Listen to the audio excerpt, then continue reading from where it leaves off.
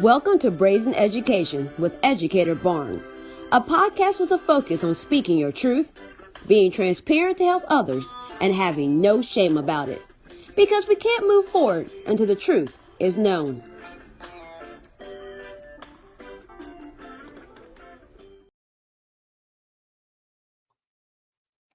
Welcome to Brazen Education.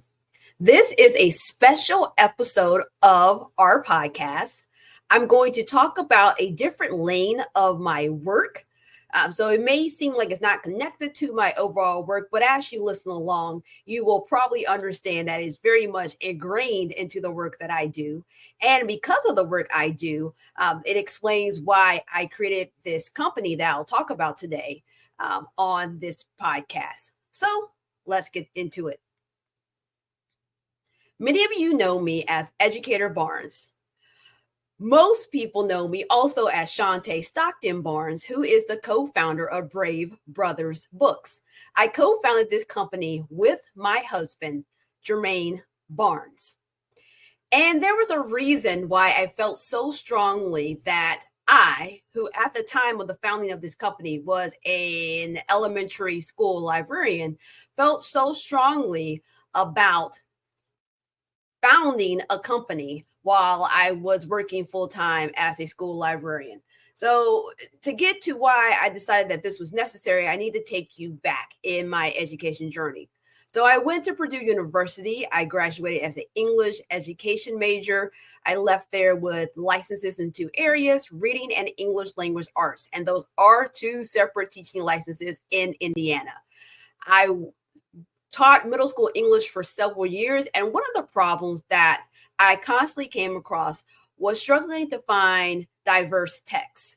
So before I talk about before I can go forward, I have to tell you all what that really means. So when I say diverse text, I am talking about texts that are diverse based on the subject matter and the people who create the book at all levels. So there is this saying that people talk about a lot, which is windows, mirrors, and glass sliding doors. Many times people mention this and they have no clue of the source material. And so I want to stop and take a moment to talk about the source. So the source is Dr. Rudine Sim Bishops. She's known as the mother of multicultural education. And this is the quote where this is from. So she said, "Books are sometimes windows, offering views of worlds that may be real or imagined, familiar or strange.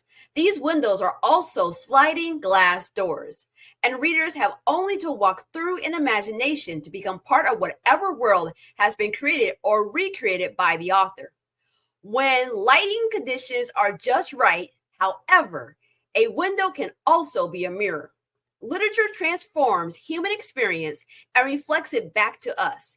And in that reflection, we can see our own lives and experiences as part of the larger human experience. Reading then becomes a mean of self-affirmation, and readers often seek their mirrors in books."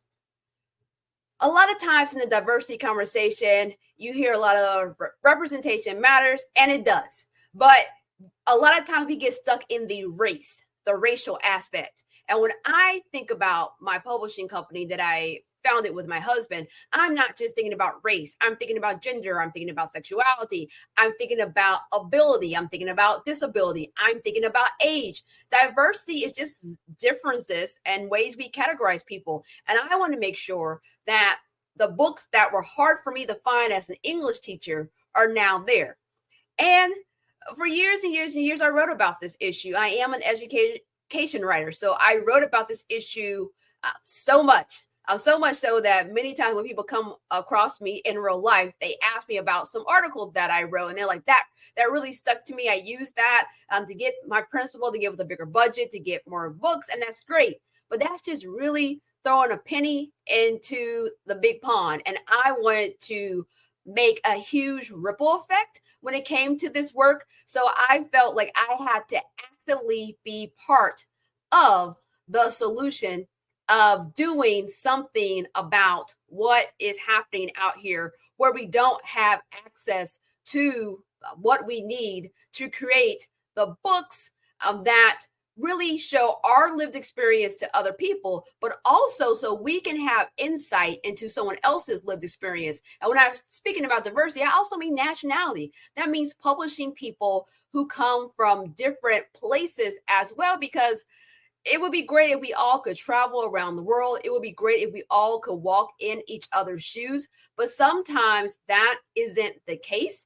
And we have to do something about that so that we're making an impact. And I decided that I could be the person that could make that impact. Additionally, there is the CCBC. They produce diversity statistics about race and ethnicity. And I look at this every single year because it gives an insight into who is doing the publishing, what the information is about. So in 2022, 29% of books, the subject or the primary character was white. And to juxtapose that to 1% of the subject of children's books were focused on indigenous people.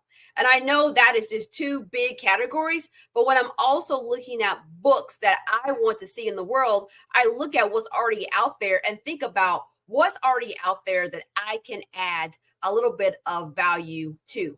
So let's talk about a few things that you need to know if you're going to venture off into the publishing world or if you're a consumer of books. There are several lanes to publish. You have traditional publishing, you have vanity publishing, and you have self-publishing. And my goal is to provide information about the three different lanes and explain why when I was writing this business plan and my husband and I were talking and going back and forth about it, how we decided to stay in the traditional publishing lane, which sometimes can be frowned about. I'm not going to lie and say there aren't issues with all of the models for either the consumer or the writer or the publisher. So let's talk about vanity publishing first. And I participated in vanity publishing when I was a kid and I had no clue about it.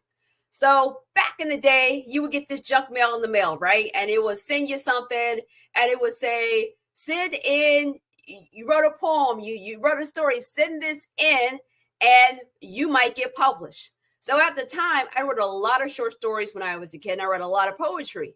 And at that time, I was really heavy into poetry. So this came in the mail to my parents' house. I sent the poem. Now, me thinking that this is like a contest or something, I'm like, well, maybe I'll get put in the book. Then, weeks and weeks later, I get something in the mail saying, hey, we selected your poem for our book. And I'm like, oh my, that is so awesome. And remember, I'm a kid. So I'm young. So I didn't know what I didn't know. And then you see the whole thing. If you want a copy of this book, pay whatever to get it, right?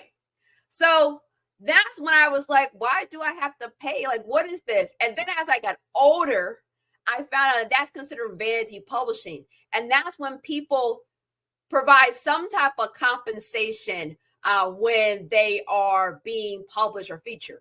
And how that has morphed in our present day, because that was like the 90s when I got caught up into that. So now, 2024, how does that show up today? How that shows up today, there are lots of companies that are like, I can help you get a book out here. We can publish a book just like that. There are people in my local community that's doing that. There's people I know across the United States that's doing that. But here's the catch. People are paying thousands and thousands and thousands of dollars, and I mean thousands of dollars to get these vanity publishers to publish their books. Now, so what's the benefit to you as the writer? Your work is out in the world. If you wrote something of quality, you have something that's published, you can take that with you. Let's say you're presenting at conferences. If they heard your 30-minute, 50-minute, hour lecture and they loved it, and they feel, because there's a moment after someone hears you speak that they're like all energized, man, you can sell them just about anything. So if you have your books there, they're coming and buying your books, and voila, you may have gotten paid to present at the conference, or maybe you didn't get paid to present at the conference, but now you have made your own compensation because you brought your books with you. So that's a benefit to you. But the benefit to the vanity publisher, they are making money off of you. The amount that it costs to actually publish the book, and I'm not talking about marketing a book, that's a whole other lane of money. But the amount that it costs to publish the book is nowhere near. It's pennies compared to what you paid to get published. So they're making a huge payday. And at the end of the day, I'm gonna be real. They don't really care if your stuff's a quality or not. They want it to be of enough quality that you like it, but it may not be up to the standard to a person who is a reader. So if you're a reader in this situation, you're like, man, this book is trash. Did I even got the copyright page done? Did anybody edit this book, proofread it? Like letters are transposed. This book seems to be an odd size. The other reason that vanity publishing is popping off so much is because of AI. So earlier this year, my company actually released a statement on our website to say that we are not using AI. We work with real human illustrators. And to me, that would be a slap in the face to all the illustrators that we ever worked with to ever use AI art in our work. I'm not going to get on the soapbox about AI because AI is here. I said to my own children, I was whispering to my husband, I said something about Skynet, and my boys were like, what is that? So that led to us watching all the Terminator movies. So, AI, there are some benefits to AI. There's some things that AI can help us with, but I do not believe AI art should replace actual illustrators, people who have the skill. There's something about being able, you as a human, to interact with another human, and you guys talk and you're in community and they bring your words to life. Or if you're writing nonfiction and you need graphs or you need photography done, and that they really capture the essence of your word. And AI cannot do that. It can't. So a lot of people are like, I don't even got to worry about the illustrator. So I'm just going to use that to quickly get something out and quickly publish that. And I'm just going to, keep it moving and not worry about that. And when I started my publishing company, my son had wrote a story, and there was another organization that essentially was a vanity publisher. And so like we had to get legal involved to get like the rights back to the book. And so the very first book that my company published was that book, and we made sure it was of high quality. The other route is self-publishing. I'm more likely to maybe at least look at your book if you tell me you self-publish it versus that you paid a vanity publisher. When it comes to self-publishing, there are people who write a lot. Maybe you write a lot of articles. I'm known for writing lots of articles. So you have a writing skill and you decide to publish something. And that can be as simple as, you know what, I'm going to publish this PDF to my website, use Canva to make a little cover and put it on there. I'm okay with stuff like that. But if you're trying to make it a real book and you've taken the time to research how to register the copyright, you've taken the time to research what type of book size goes with what type of manuscript and what type of story. You got your copyright page, right? And you don't have all these other people involved. You could make something of quality, and hopefully you had your work edited, because everyone needs an editor. But also the downside to that is that you're doing everything yourself. You are writing, you're finding the editor, you're finding the book designer to make sure the pages are right and the book design right. You're registering everything with the Library of Congress. You're getting the ISBN, you're doing all of those things.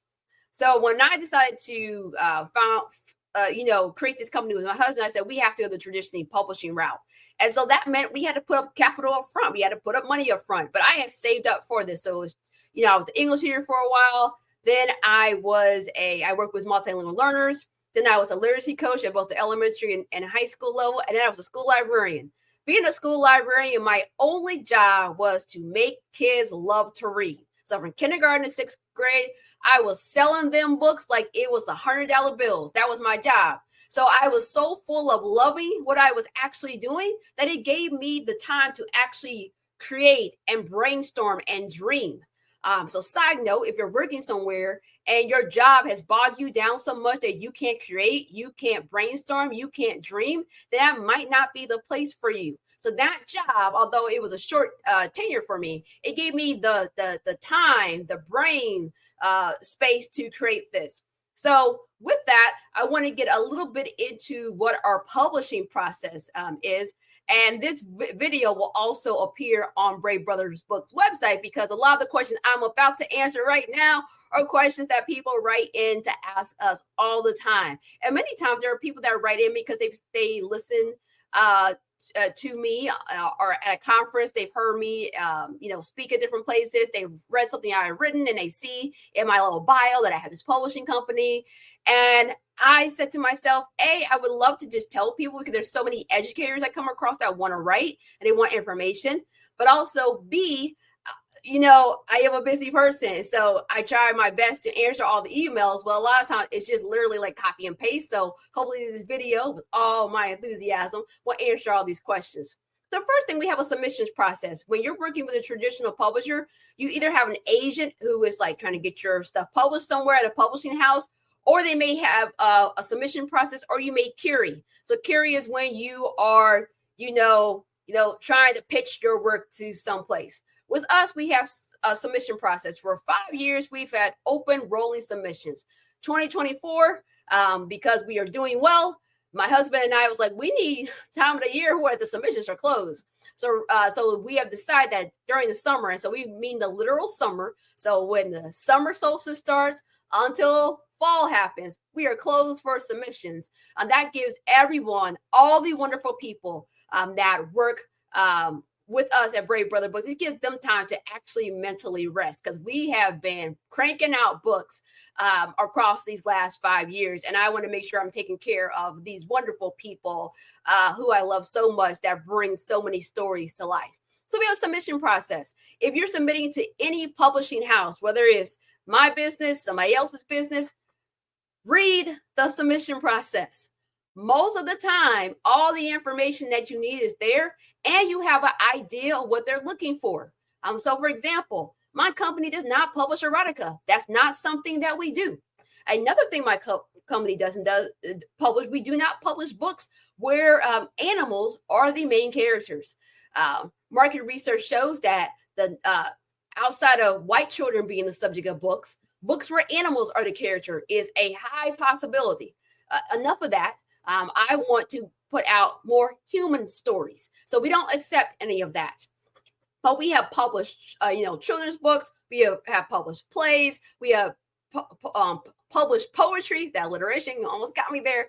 We have published those things. So whoever you submit to, they will have that information there. And then we require a person to have a full manuscript done. Now, some places, if you're querying, they may want like X amount of pages, X amount of words. They may want X amount of chapters done. Because I am a writer, mostly of articles, and because I edit articles for several years, sometimes people know that about me in particular. They think, oh, I'll just reach out and say, I want to write about this. What do I need to do? We're not interested in that. And that maybe sounds harsh, but think about it this way. Would you go to Penguin Publishing? Would you go to Simon & Schuster Publishing? Would you go over there to them and be like, hey, I think I want to write. Can you help me with that? That's not what is going to happen. And that's the case here. I did work with an excellent business, Educator Aid, which is led up by Justine Gonzalez, soon to be Dr. Gonzalez. And we produced a series about writing a book. And in that particular series, we spent time working with a cohort of people to help them write a manuscript, which was a separate program. But when it comes to submitting to any publisher, you're not, their job is not to help you take an idea in your brain and to write a book. Their job is to find people who have books that are written and that they can polish, edit, get the content right to put out into the world. So if you're not at the stage that you have something done, then you shouldn't be out here. You should actually be somewhere writing, and you should be getting your writing life together. If you want to be a writer, you have to write.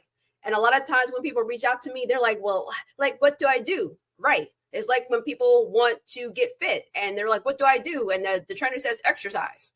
Now, I get it that there are some ways you want to exercise to be more productive. There's some ways you want to write to be more productive, but we don't do the work of teaching you how to write.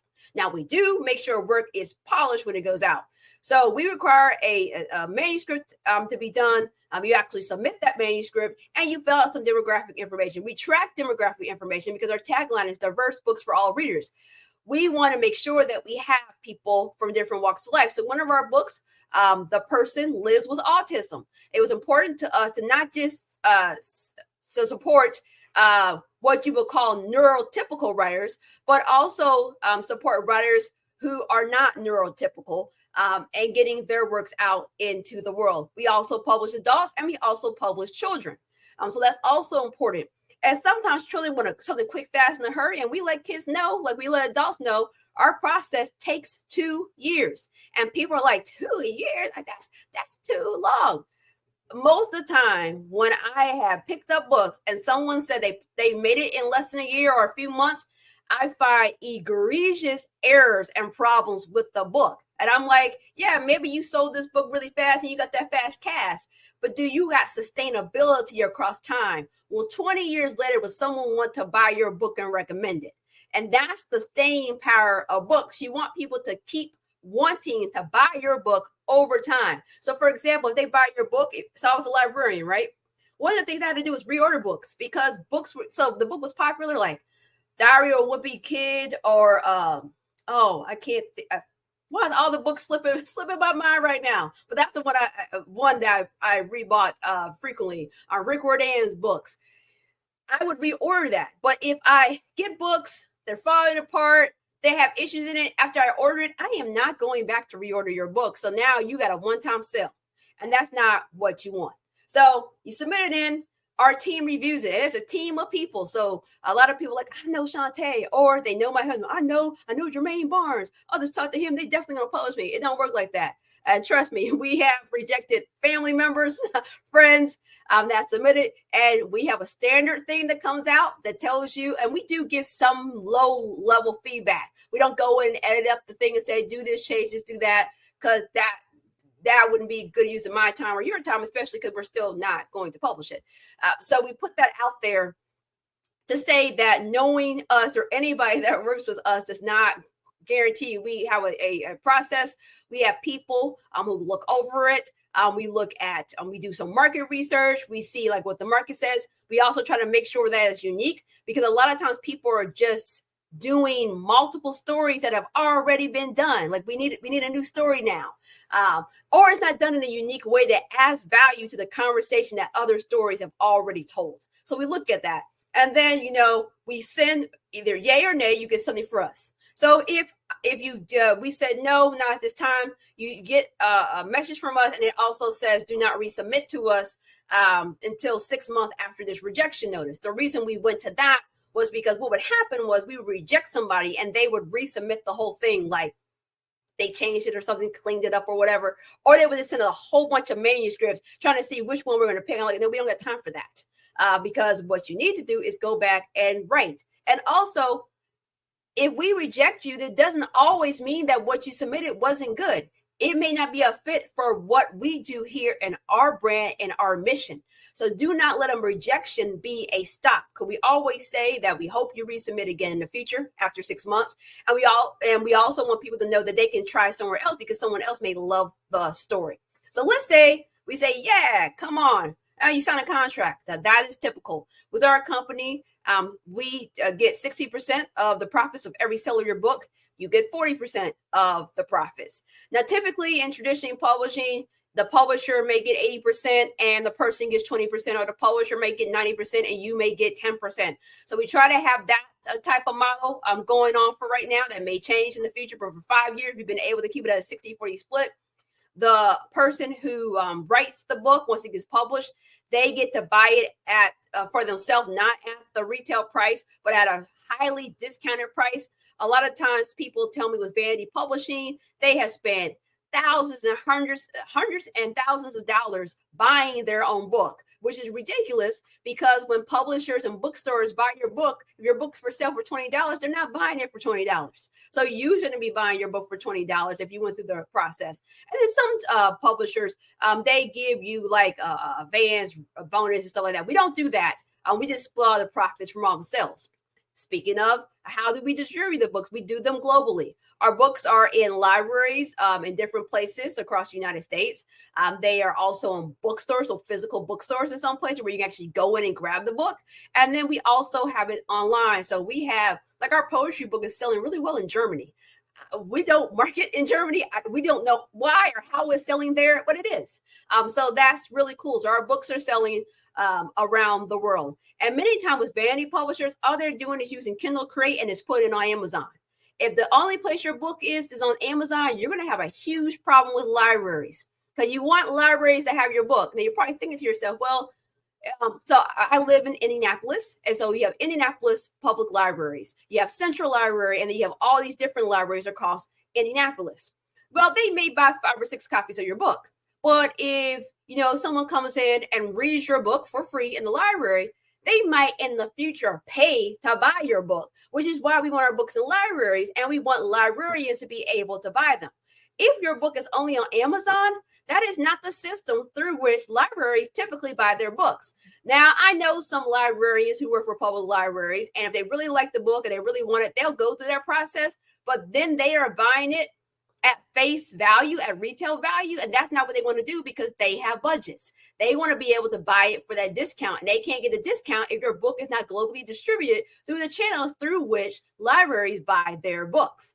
And so if you're going with vanity or even you're going for self-publishing and you're not distributing your books properly, you will be shooting yourself in the foot when it comes to sales of your books. So we make sure all of that happens. Once we get the manuscript, it is edited, and we deal with all types of editors. So I'm going to tell you about a few type of editors. You have your content area editor that really looks at the content. Is the content solid? Are there any issues? And then you may look at it from the age group. So Ghost Text, for example, is the second book that we put out. And in this particular book, you have 3 friends who are trying to figure out why this ghost is texting them. They're trying to solve this mystery. There was a part in the book where the boys in the original manuscript just left to go somewhere. Well, that was flagged as a safety issue by one of our editors to say that could be promoting kids just leaving. So we changed part of that book to say that anytime that the boys left, they either texted their parents, left a note on the fridge, they did something, because those are little things when you're writing, you're just, as the author, you're not thinking about all that stuff. You're just trying to get your work out into the world. When we have the play, Mitzi Mort, Afterlife Attorney, which is a phenomenal, hilarious play that is geared towards middle school students. We had that looked at through 2 lenses. This play has been performed by a middle school performing troupe. So we wanted to make sure that when it came to the theater and stage plays, that it was formatted correctly and edited correctly. Then also we wanted to be able to be used in secondary classrooms. So we also had a lens for that as well. So that one we brought in different editors. When we had the poetry book, we're bringing in someone that's an expert in poetry. We have another book that just came out that centers a child with autism. We hired a person that specializes in editing books where you're dealing with a disability or a health issue to make sure that that book was written with sensitivity and care. So when it comes to editing, it's not just proofreading. There's line editing, there's content editing, there's sensitivity reading, and then there may be some editing with that. And of course, you have your grammar and all that stuff. So the editing process takes a long time. When I think about Ghost Text, trying to think off the top of my head, that probably went through 15 different iterations, 15 to 20 iterations of the original manuscript. And so if someone's just putting out a book like that because they self-publish or vanity publish, they're not getting that type of editing. And that is a problem. And that's when you have quality. You don't want the lack of quality of your book to distract from the actual content of your book. So you have the editing that happens. And then if it is a fiction book and you need illustrations, we bring in illustrators. And what is important to us is that we get the best illustrators that we can.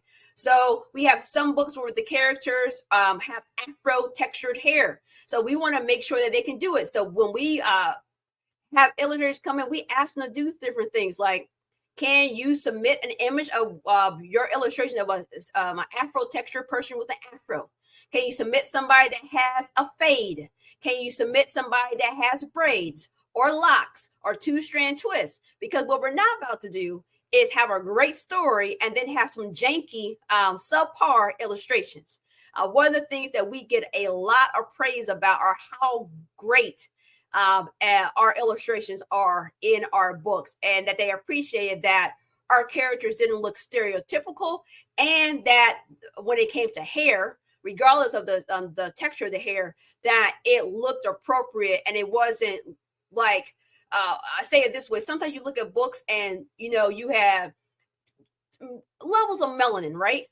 But if you made all the melanin of all the characters the same shade, the characters they would look one ethnicity. You changed all the color, made it darker, it doesn't matter. I shouldn't be able, if I have Afro texture hair, to make my skin really light, and now I don't look like I have Afro texture hair. So those are some of the things that we really look into. So you have the illustration process.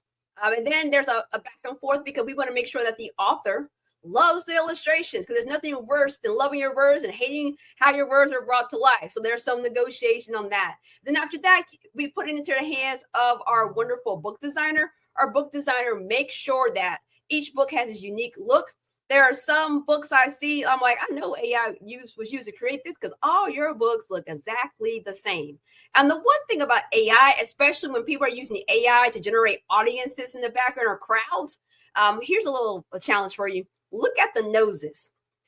And now that I tell you that you're not going to be able to unsee it, look at the noses. When you look at the noses, are all the noses like more like real noses, or some of them cartoon noses? Some people are so quick to put out books that they don't even realize that the AI is making them look bad, because you'll have some people in the background that their noses look really real, like it's like realism. And then you have some people, they got this little cartoon noses like you're watching Saturday morning cartoon. And all of that is on the same page. If you know anything about writing stories, you are creating a world for someone to walk into. So why does some characters in your world look real and some of them look like cartoons? That is a quality issue, which is a distraction to the reader, and also makes people not want to buy your books in the future because you're putting out subpar content. So those are some of the things that we look at. And then if it is, My Family's Great Smoky Mountains Adventures, that book has photography in it. So some of the pictures in the book had to be reshot. The ones that were able to be reshot because they were shot in a different location than the author lives, because they weren't of the quality when it came to printing them. So sometimes that's what happens. And then once you get everything together and the designer has all the words on the page and it makes, you have your unique font and the copyright page is done correctly. And with that, on the copyright page, you have an ISBN. You get that through Boker. Some people only have an Amazon number. If you only have an Amazon number, you're not doing your book right. There's only one company that sells ISBNs. So if you're buying ISBNs for somebody else, they are buying it from the one company that sells it. So now they are obviously going to mark it up. So why not go to the source? And when you do buy ISBN, if you're going to do self-publishing, buy it in bulk. It's cheaper. We bought our ISBNs in bulk 5 years ago, and we still haven't had to buy more because we just put down the money and just got them. And speaking of ISBNs, you need a different ISBN for every version of your book. So Dear Curly Hair, we have that book in paperback in English. That's one ISBN. We have it in an ebook in English. That's a second ISBN. We have it in hardback in English. That's a third ISBN. We also have it in Spanish in all those three formats. So now we're up to 6. And then we also have a multicultural version. So now we are up to 9 ISBNs for one book. Every book has to have its own ISBN. And when we get into audiobooks, because our company doesn't have any of our books on audio, we actually have one on audio, but it hasn't been released yet. When that gets released, that will have its own ISBN as well. But on the copyright page, you have your ISBN, and then you have your Library of Congress number, which you would get after you have your ISBN. And then you also have your copyright information, because all your work should be filed with the Library of Congress Copyright Office. And if you're paying someone to do that, depending on what you're copywriting, you're spending under $100. And there are people out here charging $200 or $300 to do copyright. And the one thing I'll tell you about the Library of Congress, those hours they have on their website, people answer the phone, because I've called them many times to ask questions, and there's someone that actually answers the phone. So again, you don't need to pay somebody for some of this stuff. So that's why I always try to push people. They don't want to go through traditional publishing and submitting manuscripts and having an agent or carrying. Just do it yourself. Because you're going to probably get ripped off and spend way more money than you would need to going through a vanity publisher, because the vanity publisher only goal is to make money off of you while creating your book. They don't care about actually the selling of your book, most of them. Okay. So back to our traditional publishing process. Once we do all of those things, then we get a proof copy. So that means you get an e-version, you get a hard copy, and you look at it. Every time I get the hard copy in my hand, I take it out with a highlighter. My team goes over it, and we just mark this the heck up. Anything that needs to be changed, we change that, and we get that right. We do that as many times as possible. And in the meantime, I looked at my beta readers. I love my beta readers. They are the people that ask the editing process when it's being read. They give feedback, and we have all types of beta readers, from age to gender, to race, to ethnicity, to nationality. That's really giving the lens to this book. So, Dear Curly Hair, we translated that book into Spanish. The reason we translated that book into Spanish, because we were hearing for a lot of Afro-Latinos about the fact that they wish that book was in Spanish, because they know so many Afro-Latinos that have Afro-textured hair that hate their hair, and they wanted that book. So then when we went to go translate it, if you know anything about Spanish, there's, I don't know how to say this. There are views about what is the right Spanish, kind of like how we have views about what is standard English. But it was important to us that if our target was Afro-Latinos, that it was written in a way that addressed that community, and not necessarily getting caught up in the norms of whatever people consider that are the standard Spanish police, okay? Because we have had some people, you should have said this, and we go back to our people, they're like, that is right, but this is also right. So neither one is wrong. We stand 10 toes down on that. So after all that's done, it's out there in the world, it's distributed, and our authors go to different places. Some of our books have licensing agreements, and that's when the organization pays to have our book in their platform. So that's also great. And so that's our process. And the one thing, the author does not pay us anything. They don't pay us to edit the book. They don't pay us to hire the illustrator. They don't pay us to design the book. We pay all those people. So that's why we have a high rejection rate, because there's so much capital and investment that we put into authors, that we want it to be a damn good story. I'm just going to be straight up with you. It has to be good. And we take the 2 years to get it to that level. Even yesterday, an awards reached out to us, and I'm not going to get into that, but they reached out and they want to consider one of our books for an awards. And to me, that just made me feel really good on the inside, because I know that we're doing quality, and I've heard from so many public libraries, so many schools, so many teachers, that they love that. And speaking of teachers, if you're watching this and you're a teacher, all of our books are officially Lexiled. So that means our books go to the Lexile company. They produce a vocabulary list that goes with all our books, and you can look up our books on the Lexile website, because I know there's that free thing where you can stick, some paragraphs in there and get a estimated Lexile. You can't do that and then put the Lexile on the back of the book, because Lexile will come after you. We go through the formal official process through Lexile, and so our books have an official Lexiles on that site. And many standardized tests produce a Lexile for students. And if you don't know what a Lexile is like a reading, I don't want to say it's a reading level. It gives you an idea of what kind of books is appropriate for that child. And it doesn't mean they have to stay within that range, but it helps teachers have a gauge. So a lot of times teachers like that. They're like, oh, I'm teaching second grade. Can I want to talk to you all. How can I buy a class set of ghost texts? And that's a real thing that happened, because they saw the Lexile and they don't have to think about it. And so that's super, super, super important. So that is our publishing process. And I got into this for the same reason I got into teaching. I didn't get into it for the income. I got into it for the outcome. And yes, I do want to get paid like everybody else, but quality matters to me more. And a lot of times when I talk to other people that are publishing books, some of the things that they say, they don't care about the quality. And me as an English teacher, as a professional writer, that scares me. It scares me that we have content out in the world that people are consuming, especially younger humans who are still learning, that it would be okay that we are putting things out into the world that could not be of quality, could have misconceptions, because we fact check stuff when we it is nonfiction, and even if it's fiction. Sometimes there's fact checking involved. If you're doing realistic fiction, you want to make sure you're not saying something that's located in New York and it isn't, because somebody's gonna come after you, and you don't want that to happen. So hopefully this gave you all some information about Brave Brother Books, and I call it the family affair. because my husband and I are co-owners. I'm the CEO, he's the CFO, and our sons are members of this business, so they do work in this business. So like I have a book that our company published, and I actually had no intention of actually publishing a book. No intention. But my son is actually the illustrator of that book. And based on him illustrating my book, he actually got other opportunities to illustrate. So our illustrators are top notch. They have illustrated for great books. They have illustrated for other publishing houses, or editors have edited for other publishing houses. Ones that, if you go to your home and pull books off your bookshelf, some of our editors could be the editors of those books as well. And our book designer is phenomenal. And our beta readers around the world, because some of our beta readers do not live. I remember we had to ship books to the UK.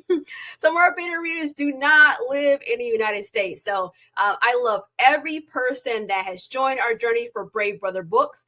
And if you are interested, you listen to all of that, and you're like, okay, that is great, Shante. That's great, Educator Barnes. How can I get involved? How can I learn more? You can contact us at bravebrothersbooks.com. You can go to our website and check out all the stuff I just mentioned. Or you can send us an email at connect@bravebrothersbooks.com, and somebody from our team will get back to you. But we are here to create diverse books for all readers. That is my aim, and that's my goal. And I want to leave this company to my wonderful sons, because that is part of my legacy. I want my legacy when I'm no longer here is that I made an impact on ensuring that we had diverse books for all readers in the world. Thanks so much for tuning in and listening, and reach out if you have any further questions.